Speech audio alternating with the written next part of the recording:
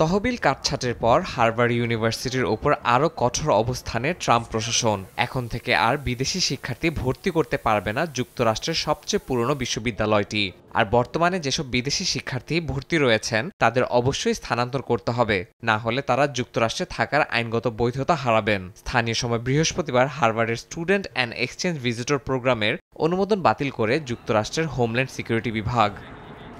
Homeland সিকিউরিটির তদন্ত ঘিরে হার্ভার্ডের নথি চাওয়া বিষয়ে কয়েক দফা চিঠি চালাচালি ও আলোচনার পর এই সিদ্ধান্ত নেওয়া হয়েছে বলে জানিয়েছে ট্রাম্প প্রশাসন।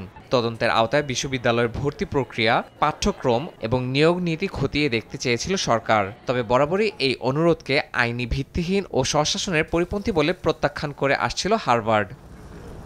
হার্ভার্ডে বর্তমানে প্রায় ৬,৮০০ বিদেশি শিক্ষার্থী রয়েছেন, যা বিশ্ববিদ্যালয়টির মোট শিক্ষার্থীর প্রায় ২৭%।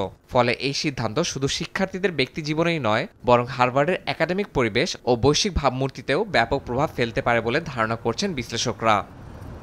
ট্রাম্প প্রশাসনের সিদ্ধান্তকে প্রতিশোধমূলক ও অবৈধ দাবি করেছে হার্ভার্ড। বিশ্ববিদ্যালয় কর্তৃপক্ষ শিক্ষার্থীদের পাশে দাঁড়াতে দ্রুত পদক্ষেপ নিচ্ছে বলে জানানো হয়েছে। তবে বিশ্লেষকরা বলছেন, এই সিদ্ধান্ত যুক্তরাষ্ট্রের উচ্চশিক্ষা ও বৈচিত্র্যময় শিক্ষানীতির ওপর একটি বড় আঘাত হিসেবে ইতিহাসে স্মরণীয় হয়ে থাকবে।